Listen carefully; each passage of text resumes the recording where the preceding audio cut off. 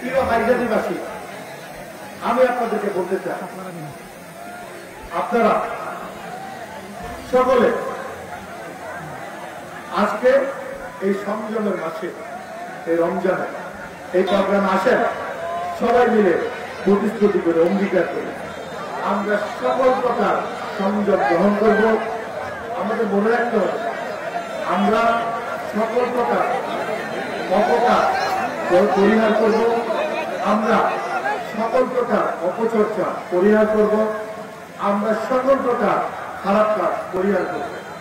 আমরা কেউ চাঁদাবাজি করবো না, আমরা কেউ লুটতরাজ করবো না, আমরা কেউ সন্ত্রাস করবো না, আমরা কেউ দখলদারিত্ব করবো না, আমরা এরকম কোন কাজ করলে জড়িত থাকবো না, এরকম কোন প্রকার উল্টা পাল্টা কাজ করবে আমরা কেউ লিপ্ত থাকবো না। ঠিক আছে ভাইরা?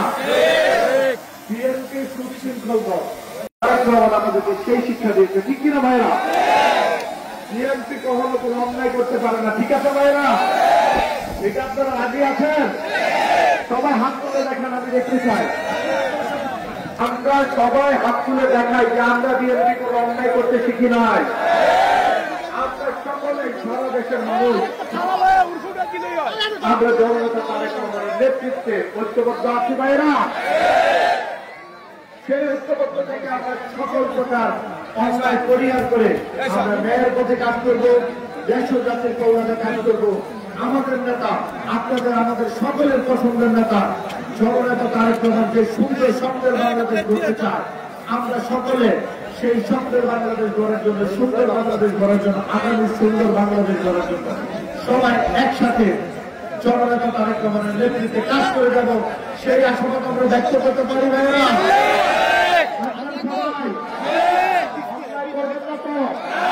অত্যাচার করবেন না তো, জুলুম করবেন না তো, চাঁদাবাজি করবেন না তো, কোন প্রকার মাদকে লিপ্ত থাকবেন না তো, কথা দিলেন?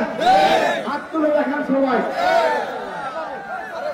আপনারা যেভাবে হাত তুলে দেখিয়েছেন সবার যাতে মনে থাকে, যে কথা দিয়েছেন, আমরা সকলে জননেতা তারেক রহমানের নেতৃত্বে ঐক্যবদ্ধ থেকে আগামী সুন্দর বাংলাদেশ, স্বপ্নের বাংলাদেশ গড়ার জন্য কাজ করে যাব, 31 দফা বাস্তবায়নের জন্য কাজ করে যাব, সেই আশাবাদ ব্যক্ত করছি।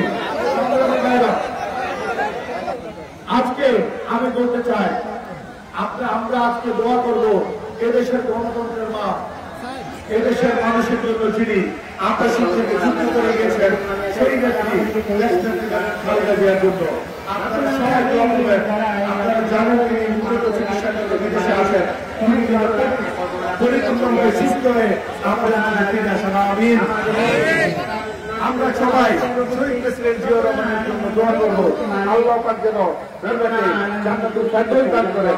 আমরা এদেশের মানুষের নয়নের মণি, এদেশের মানুষের প্রাণের নেতা, আমার আপনাদের সকলের পছন্দের নেতা, আমার রাজনৈতিক অভিভাবক জননেতা তারেক রহমানের জন্য দোয়া করব।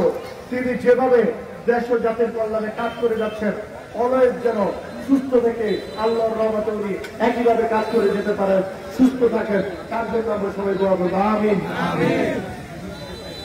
আমরা সকলে এই খালেদা জিয়া পরিবারের প্রত্যেকটি সদস্যের জন্য, শহীদ প্রেসিডেন্ট জিয়াউর রহমান পরিবারের এবং আমাদের নেতা জননেতা তারেক রহমান পরিবারের প্রত্যেকটি সদস্যের জন্য দোয়া করব। আমরা মরহুম আরাফাত রহমান কোকুর জন্য দোয়া করবো, আল্লাহ পাক যেন তাকে জান্নাতুল ফেরদৌস দান করবে। আমরা আমিন। আমরা সর্বোপরি শহীদ প্রেসিডেন্ট জিয়াউর রহমান, দেশনেত্রী বেগম খালেদা জিয়া এবং আমাদের নেতা জননেতা তারেক রহমানের পরিবারের জন্য দোয়া করব। আমিন। সংগ্রামী ভাইয়েরা, আমরা দোয়া করব এই 17 বছরে জননেতা তারেক রহমানের নেতৃত্বে আন্দোলন সংগ্রামে যে সকল ভাইয়েরা প্রাণ হারিয়েছেন, যারা শহীদ হয়েছেন, যাদের বিনিময়ে আজকের অভিনব স্বাধীনতা অর্জিত হয়েছে জননেতা তারেক রহমানের নেতৃত্বে, আমরা সবাই সেই 17 বছরে সেই সকল ভাইদের জন্য দোয়া করব যারা শহীদ হয়েছেন, প্রাণ হারিয়েছেন। আল্লাহ পাক যেন তাদেরকে জান্নাতুল ফেরদৌস দান করে। আমিন।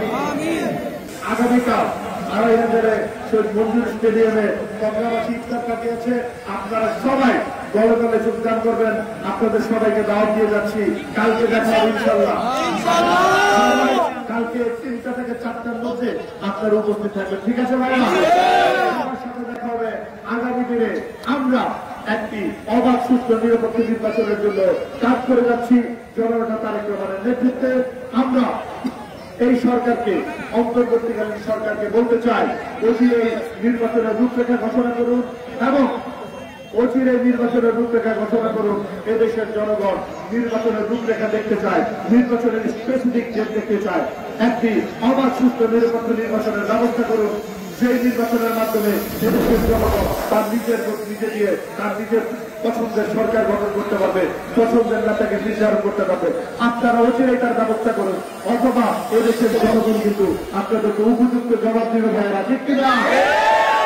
তো আপনারা যে কোনো রিপার্কেশন হওয়ার আগেই আপনারা একটি অবাধ সুস্থ নিরপেক্ষ নির্বাচনের ব্যবস্থা করে নির্বাচনের স্পেসিফিক ডেট ঘোষণা করুন।